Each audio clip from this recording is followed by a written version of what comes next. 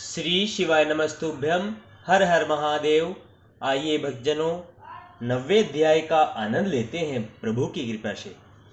इतनी कथा सुनकर नारद जी ने कहा, हे पिता, अब आप मुझे यह बताइए कि जब ये 12 सूर्य अपना स्वरूप धारण करके काशी में स्थित हो गए, तदुपरांत क्या हुआ?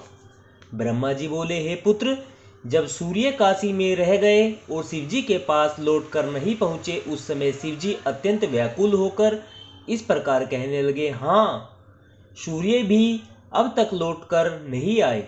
इस भांति शिवजी बहुत समय तक काशी का स्मरण कर व्याकुल होते रहे। तदुपरांत उन्होंने यह विचार किया कि वेदज्ञ ब्रह्मा वहां जाकर सब समाचार ला सकते हैं। अस्तु, यह निश्चय करने के उपरांत उन्होंने मुझसे यह कहा, हे ब्राह्मण, हमने योगिनीगण तथा सूर्य को काशी में भेजा था, परंतु वे लोग अभी तक लौटकर नहीं आए। पता नहीं इसका क्या कारण है। काशी हमारे हृदय में बसी हुई है। यद्यपि हमारे मस्तक पर चंद्रमा विराजमान है, परंतु फिर भी काशी का वियोग रूपी दाह हमारे हृदय से नहीं जाता है। अस्तु, अब तुम स्वयं काशी में जाओ। वहां जाने से तुम्हें अत्यंत पुण्य प्राप्त होगा और हमारा भी शोक दूर होगा।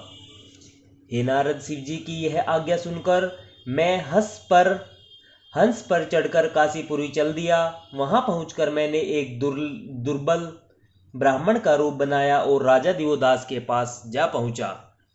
राजा दिवोदास मुझे देखते ही अपने आसन से उठ खड़ा हुआ।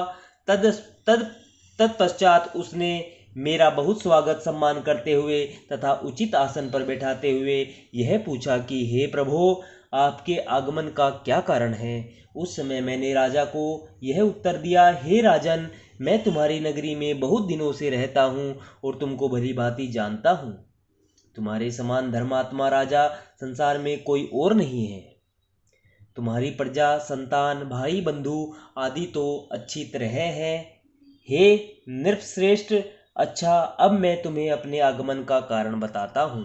हे राजन, मेरे पास शुद्ध धन तथा देवता आदि सभी उपस्थित है। अस्तु, मैं तुम्हारी काशीपुरी में यज्ञ करना चाहता हूँ। तुम्हारी इस राजधानी से अधिक उत्तम तीर्थ अन्य कोई नहीं है। वेदों का भी यही कहना है कि काशी शिव जी का दूसरा स्वरूप है। हे राजन, तुम शिव जी की प्रसन्नता के निमित्त काशी का पालन करते हो, इसलिए तुम्हारे ऊपर किसी की कोई युक्ति नहीं चल पाती। तुम अन्य देवताओं को शिव जी के समान मत समझना। शिव जी सबसे श्रेष्ठ और सबका मनोरथ पूर्ण करने वाले हैं। हे राजन, जो ब्राह्मण पराय हित चिंतक होते हैं वह इसी प्रकार का उपदेश दिया करते हैं, इसलिए मैंने भी तुम्हें यह उपदेश दिया है। इन बातों पर ध्यान देने से तुम्हारी सभी मनोकामनाएं पूर्ण होगी। अब तुम मुझे यज्ञ में सहायता प्रदान करो। हे नारद, इतना कहकर जब मैं चुप हो गया, तब राजा ने हाथ जोड़कर मुझसे इस प्रकार कहा, हे ब्राह्मण, आप यहाँ आनंद पूर्वक यज्ञ करें और जिस वस्तु की इच्छा हो वह मुझसे ले लें। अब मैं सब प्रकार से आपका सेवक हूँ तथा मेरे घर में जो भी सामग्री है वह सब आपके लिए ही है। वेद में प्रजा का पालन राजा का सबसे बड़ा धर्म कहा गया है। जिस देश में प्रजा दुखी होती है, वहाँ वज्र से भी अधिक प्रभाव रखने वाली तीक्ष्ण अग्नि उत्पन्न होती है। वह अग्नि सबको भस्म कर डालती है। हे विप्र, मेरा यह नियम है कि मैं सभी ब्राह्मणों का चरण सेवक हूँ। उन्हीं की कृपा से मेरे संपूर्ण मनोरथ पूर्ण होते हैं। जब मुझे स्नान करने की इच्छा होती है, तब मैं ब्राह्मण के चरण धोकर उस जल को अपने शरीर पर डाल लेता हूँ, और जब मैं ब्रह्मभोज करता हूँ उस समय उसे 100 यज्ञों से कम नहीं समझता। मेरी रात दिन यही अभिलाषा बनी रहती है कि कोई अतिथि मेरे घर पधारे और मुझे अपनी सेवा करने का अवसर प्रदान करे। अस्तु, आप प्रसन्नतापूर्वक यहाँ यज्ञ कीजिए, मैं आपकी सब प्रकार से सेवा करूँगा।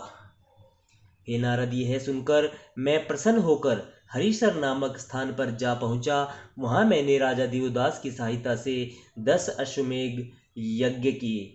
तब से वह स्थान दशाश्वमेघ तीर्थ के नाम से प्रसिद्ध हुआ। गंगा के समीप होने के कारण वह स्थान और भी अधिक पवित्र माना गया।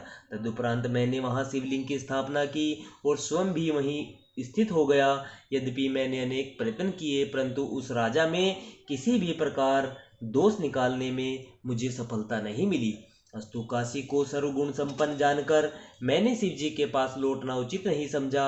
यद्यपि मैंने शिव जी की अवज्ञा की थी तो भी मुझे इसलिए भय नहीं था, क्योंकि मैं यह जानता था कि जो व्यक्ति काशी का सेवन करता है उसके ऊपर शिव जी कभी क्रोध नहीं करते।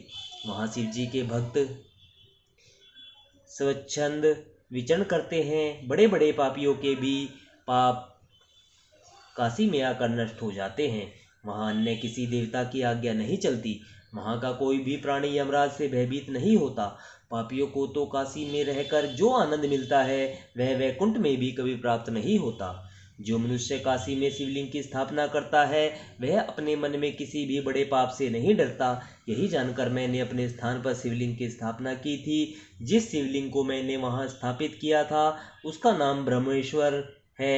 वह लिंग संपूर्ण मनोरथों को पूर्ण करने वाला है तथा संपूर्ण चिंताओं को दूर करने वाला है। हे नारद, जो मनुष्य इस कथा को सुनता है अथवा किसी दूसरे को सुनाता है उसके भी संपूर्ण पाप नष्ट हो जाते हैं। श्री शिवाय नमस्तुभ्यम। हर हर महादेव।